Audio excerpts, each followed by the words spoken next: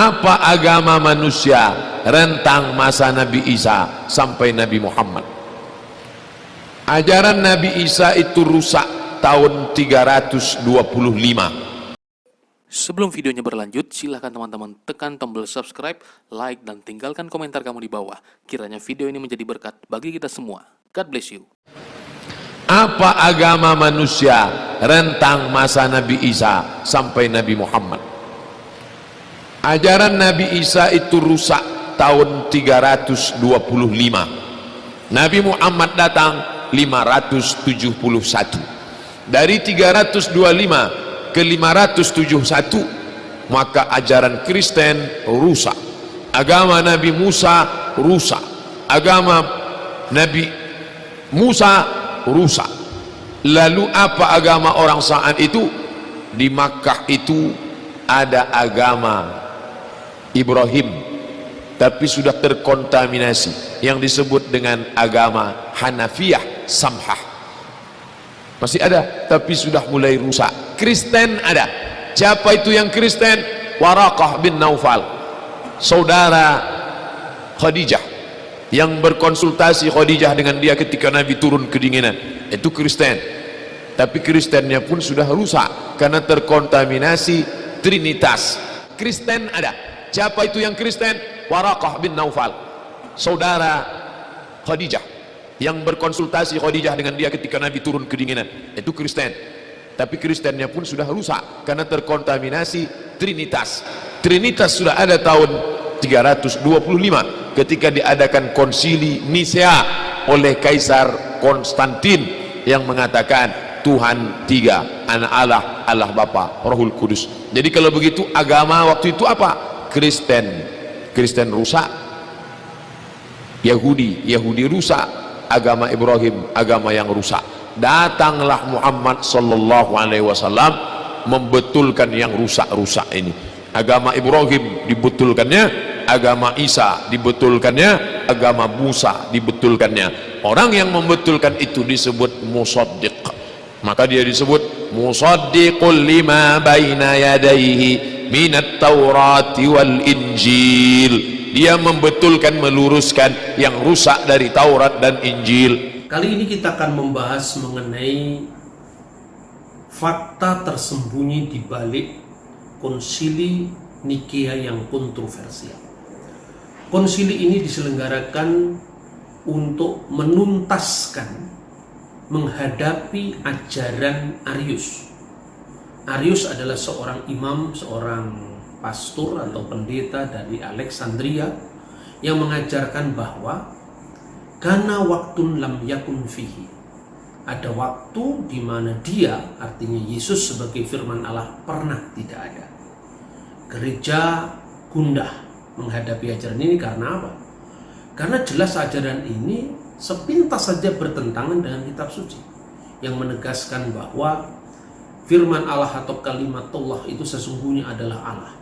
Dalam praeksistensi firman Tuhan atau logos ilahi, itu tentu adalah Allah sendiri. Maka kalau ada waktu di mana firman pernah tidak ada, berarti ada waktu tertentu Allah ada tanpa firmannya. Maka gereja tentu akan merumuskan bahwa firman dan Allah itu sama-sama kekal. Berbeda dengan apa yang diopinikan publik selama ini, khususnya publik modern, bahwa seolah-olah konsili Nikea itu muncul tiba-tiba atas desakan kekuasaan atau tangan besi kaisar yang memaksakan bahwa Yesus harus menjadi Tuhan. Bahkan ada yang mengejek bahwa Yesus baru dilantik jadi Tuhan di konsili Nikea, dan macam-macam opini liar seperti itu karena memang tidak didasarkan atas bukti-bukti sejarah primer, sekedar opini liar. Jadi dibutuhkan waktu sekitar 7 tahun untuk menghadapi kontroversi kaum Arian ini. Pertama-tama tahun 318, Patriark Alexander dari gereja Alexandria mengundang satu sidang sinode lokal. Kalau konsili itu lebih besar.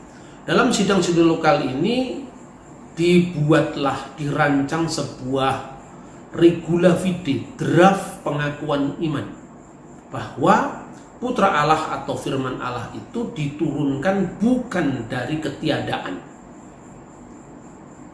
Jadi Yesus itu diakui sebagai firman Allah yang kekal, tetapi Arius menolak. Konsekuensinya, karena ini adalah gereja yang universal tentu saja, maka dia harus mendapat sanksi, yaitu diekskomunikasi, diberi kesempatan apabila dia mengubah pendapatnya atau bertobat. Tetapi Arius melakukan keonaran, kegaduan di kalangan rakyat, sehingga pada tahun 318 dia terpaksa harus meninggalkan Mesir. Dia menuju ke Kaisarea, dan dalam pendekatannya dia selalu melakukan tebar pesona, memposisikan dirinya sebagai seorang yang tertindas hanya gara-gara dia mengatakan bahwa Allah itu esa, bahwa Bapa itu satu-satunya Allah yang esa, dan Yesus itu lebih rendah dari Bapa. Sebetulnya tanpa lebih dalam memahami, karena Arius memahami Kristus itu seperti pemahaman filsafat Yunani, di mana dalam filsafat Helenisme itu adalah pandangan emanasi, bahwa segala sesuatu itu mengalir dari Tuhan, mengalir dari esensi awal yang disebut theos.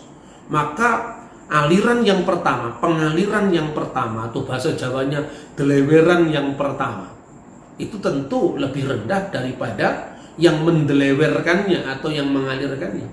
Begitu juga emanasi kedua, begitu juga emanasi ketiga. Semakin jauh maka dia semakin rendah daripada emanasi sebelumnya dan sumbernya Tuhan tadi. Inilah sebabnya kenapa Arius gagal memahami keesaan Allah. Yang disangkanya esa itu sebetulnya bukan Allah yang esa. Itu sebetulnya pandangan Tuhan Yunani, Tuhan filsafat Yunani, khususnya Helenisme. Nah, saudara-saudara, tahun 320 kemudian dia berhasil meyakinkan uskup-uskup Bitinia untuk mengakui pandangannya. 322 dia meyakinkan para pemimpin gereja di Kaisarea atas dukungan sejarawan Eusebius dari Kaisarea yang terpikat dengan ajaran Arius, karena dia menyangka bahwa apa yang diajarkan Arius seperti yang diajarkan pengakuan iman lokal di gerejanya di Kaisarea. Itu yang terjadi prakonsili Nikea.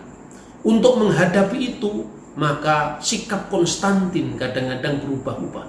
Tatkala meletusnya kontroversi antara Arius dengan patriarknya, itu Patriark Alexander, dia rencananya dari Makedonia dia akan meneruskan perjalanannya ke benua timur, yaitu ke Alexandria, tetapi dia membatalkan rencananya setelah dia menempuh separuh perjalanan karena mendengar berita yang tidak mungkin mestinya harus kudengar di telingaku. Artinya dia merendahkan pembahasan teologis.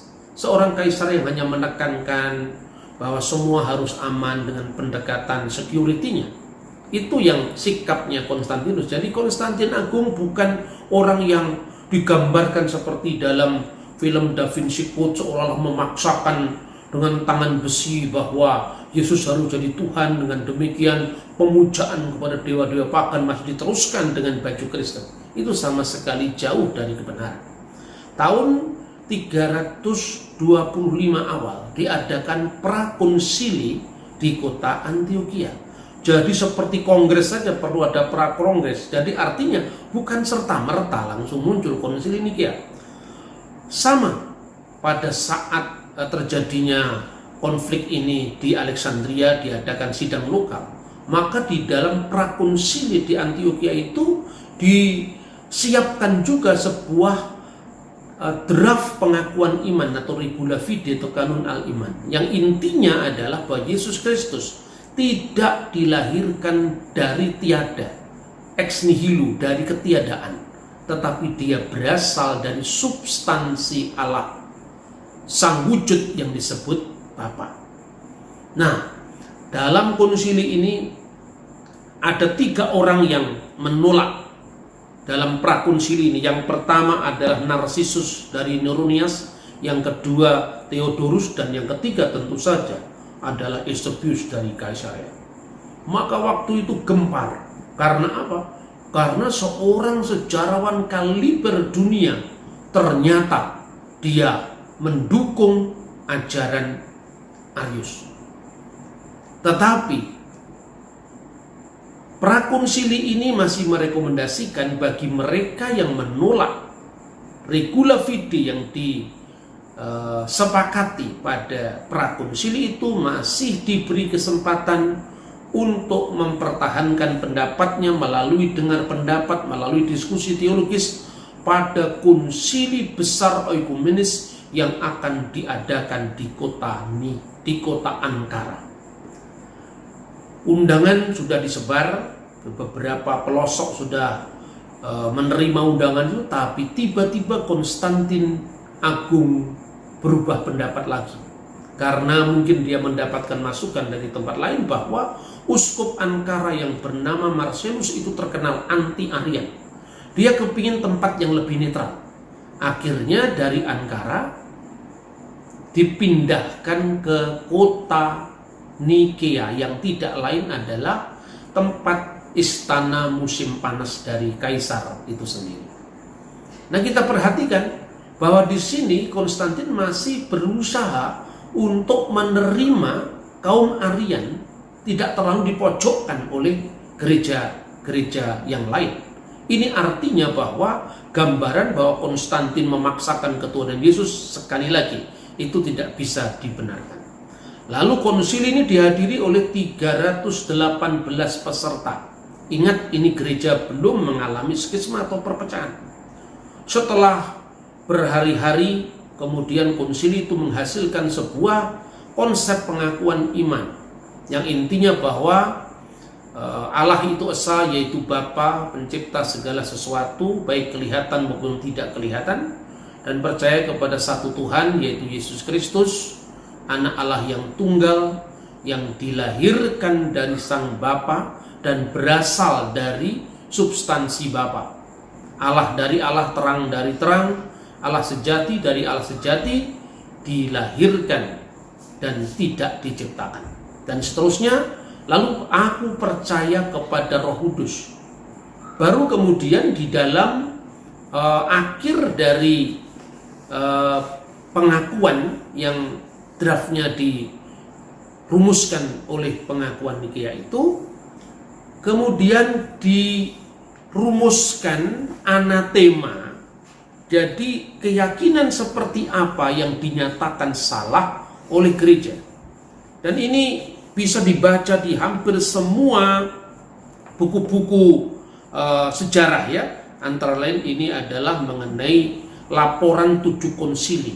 Ya, 7 konsili ekumenis menurut pandangan gereja Kalsedonian yang terbitkan oleh Hendrickson Publisher, dan ini adalah penerbit Protestan. Lalu kita juga bisa melihat bahwa ini adalah laporan dari konsili-konsili ekumenis, termasuk pasal-pasal yang ditetapkan di konsili Nikea. Ini diterbitkan oleh Holy Cross Theological Seminary dari gereja ortodok. Artinya bahwa semua gereja sebelum perpecahan mengakui ini, baik itu Protestan, ya, Katolik atau gereja ortodoks, semua sepakat tentang ini. Kemudian setelah diungkapkan bahwa aku percaya kepada Roh Kudus, ini saya membaca dari teks sejarah gereja, ya, juz kedua, ya, Tarik Al-Kanisah juz As-Sani, tentang Majami Al-Maskuniyatul Awal, ya, wa Gajawat Al-Kubra. Ini diterjemahkan oleh Abuna Maurice Yukarin, diterbitkan di Mesir, ya, pada tahun 1967, kemudian pada halaman 15. Ini bunyi tentang anatemanya seperti ini. Innalladzina yakuluna kana waktun yam yakun fihi. Dan kepada mereka yang mengatakan ada waktu di mana dia pernah tidak ada. Dia di sini adalah firman Allah, pernah tidak ada. Wa qabla ayyullada lam yakun. Dan sebelum dia dilahirkan dia tidak ada. Wa kulika min al-adam, waqad kulika min Adam, dan sebelum dia diciptakan atau dia diciptakan dari Adam, ketidakadaan, ex nihilo, ya.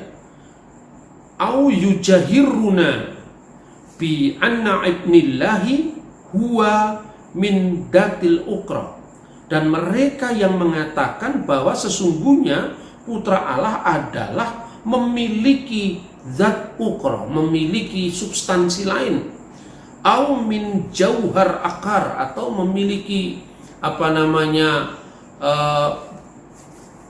hakikat yang lain, au innahu makhluk, atau dia adalah seorang makhluk, au qabila lil takir,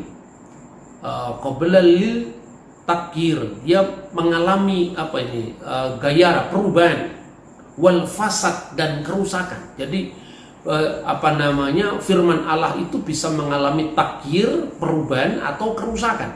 Padahal ini bicara tentang substansi ilahi bersama dengan firman-Nya dan tekanannya pada firman-Nya. Maka kemudian dirumuskan di akhir itu adalah wa innal kanisah katolikiyah wa rasuliyah tahrimuhum. Maka gereja yang Katolik, yang yang universal, dan yang rasuli mentahrim atau menganatema mereka. Jadi ini intinya Konsili Nikea. Kemudian apa yang terjadi?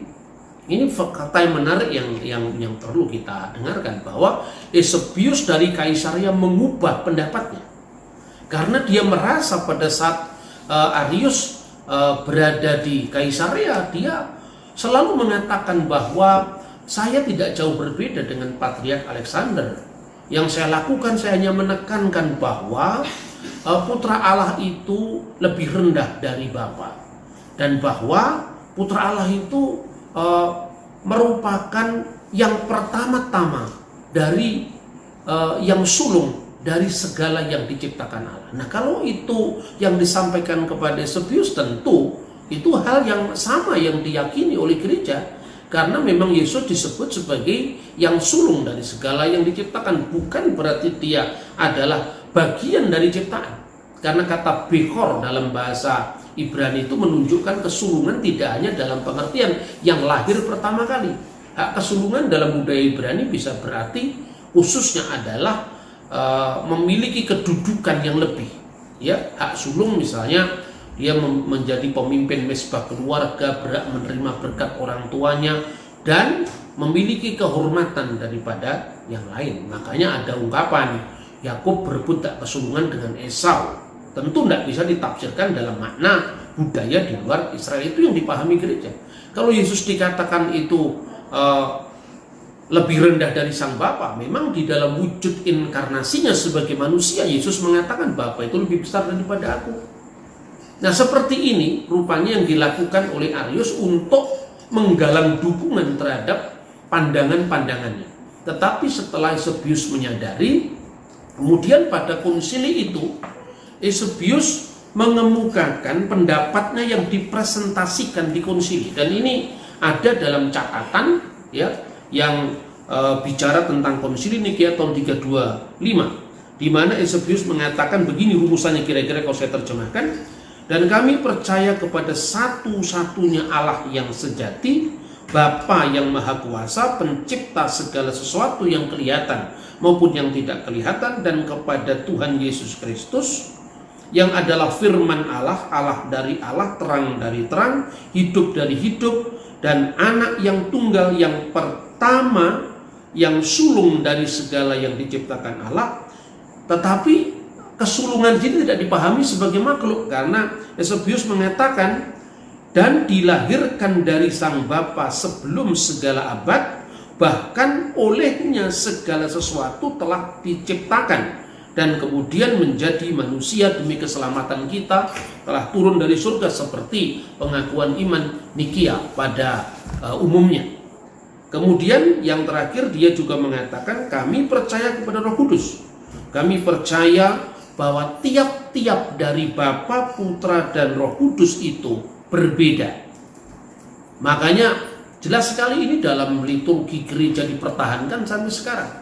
Wahidu huwa abul kudus wahidu huwa ibnul qudus, wahidu huwa rohul kudus.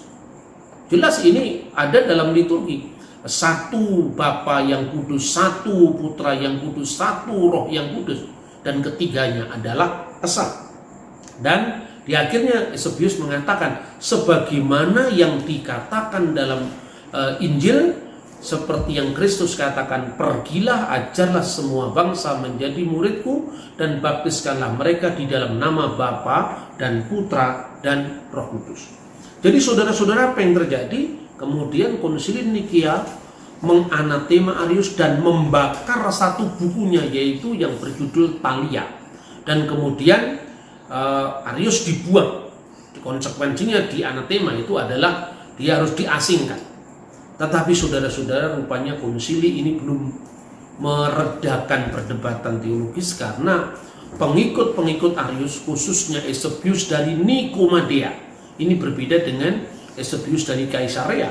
Ini orang yang cukup disegani di gereja-gereja berbahasa Yunani. Dia tetap memperjuangkan, membuktikan bahwa ajaran Arius itu benar. Kesempatan ada ketika Uskup Hosius yang sebelumnya melakukan investigasi sejak kasus ini meledak tahun 318, sudah pulang ke Spanyol. Dan yang terjadi, Eusebius dari Nikomadea terus-menerus mendekati sang kaisar sampai meyakinkan bahwa sebenarnya kami ini tidak bermasalah dengan rumusan Nikea. Meskipun dia mungkin akan menafsirkan kata sehakikat dengan Bapa, ya, ungkapan itu mungkin ditafsirkan untuk kepentingan kaum Arian. Sebagaimana mereka juga mencoba bersifat moderat untuk meyakinkan Eusebius dari Kaisarea. Sampai kemudian Eusebius dari Kaisarea sadar dan kembali ke pangkuan gereja. Tahun 335 setelah Hosius tadi pulang, Eusebius dari Nikomadea berhasil meyakinkan kaisar bahwa Eusebius dari Nikomadea memfitnah Athanasius dari Alexandria. Katanya bahwa Athanasius dari Alexandria berusaha untuk mencegah pasokan gandum ke ibu kota kekaisaran untuk menghalang-halangi konsili yang akan diadakan di kota Tirus atas dukungan kaum Arian. Dan kaisar benar-benar murka, dan kemudian Eusebius harus mempertanggungjawabkan kenapa dia harus melakukan boikot gandum itu. Tentu saja Athanasius menolak. Dia mengatakan, kaisar, Allah akan menjadi saksi apakah aku atau kamu yang benar. Tetapi toh tangan besi kaisar tidak bisa dihindari. Tindakan itu akhirnya Athanasius dari Iskandaria harus mengalami pengasingan. Sementara Arius dipersiapkan dengan sambutan yang besar-besaran yang akan diadakan di Basilika Gereja Konstantinopel. Dia sudah sadar bahwa Athanasius tidak akan mau mengembalikan jabatan keimamatan Arius. Untuk itu, dia mengeluarkan surat perintah agar Patriark Konstantinopel yang bernama Alexander harus mengesahkan kembali jabatan Arius.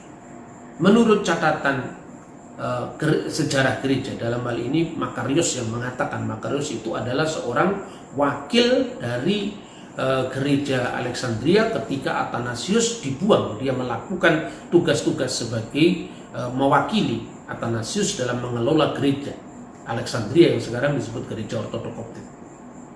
Kemudian yang terjadi, Patriark Konstantinopel dia masuk ke ruang doanya, dia berdoa minta keadilan kepada Tuhan.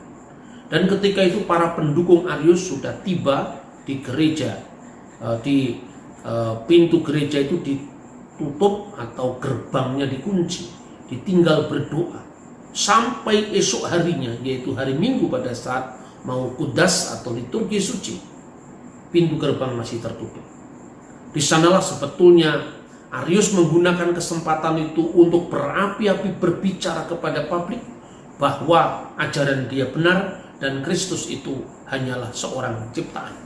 Tiba-tiba satu peristiwa yang ajaib terjadi. Demikian tulis Athanasius, bahwa tiba-tiba dia harus pergi ke sebuah toilet di dekatnya tempat yang disebut Konstantin Forum. Nah, di sana kemudian tidak keluar-keluar sampai kemudian didapati bahwa Arius mati di kamar mandi. Sejak saat itu maka Arianisme tidak lagi berkembang. Arianisme mati karena pemimpin besarnya mati di kamar mandi. Apakah Athanasius bersuka atas kematian Arius? Dia justru terharu, tetapi dia mengatakan bahwa Tuhan sudah menjawab doa dari Patriark Alexander.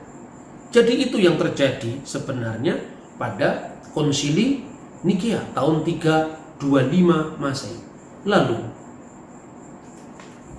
fakta tersembunyi apa yang ada di balik Konsili Nikea? Saya katakan ada. Fakta tersembunyi itu adalah kematian Arius di kamar mandi. Dan itu jarang dibahas, bahkan sangat asing di khotbah-khotbah di Indonesia, tidak pernah dibahas. Orang Indonesia kalau belajar sejarah gereja itu tidak hanya sambil lalu tapi sambil lari. Karena apa? Sejarah gereja ini sudah berlangsung hampir 21 abad. Tetapi abad pertama dari zaman Rasul, muridnya Rasul, murid dari muridnya Rasul, itu hanya dilewati sampai abad 16, konflik Katolik Protestan itu diberikan porsi yang mendominasi. Akibatnya, kita ini tidak lagi mengenal akar sejarah kita, lebih-lebih akar apostolik ajaran gereja. Catat, fakta yang tersembunyi di belakang Konsili Nikea yang kontroversial, matinya Arius di kamar mandi. Semoga pelajaran sejarah ini bisa melengkapi kita, mencerahkan kita untuk hati-hati di dalam menentukan sikap kita. Tuhan memberkati kita. Shalom Aleichem. Beshem Hamasya. Silahkan teman-teman tekan tombol subscribe, like, dan tinggalkan komentar kamu di bawah. Kiranya video ini menjadi berkat bagi kita semua. God bless you.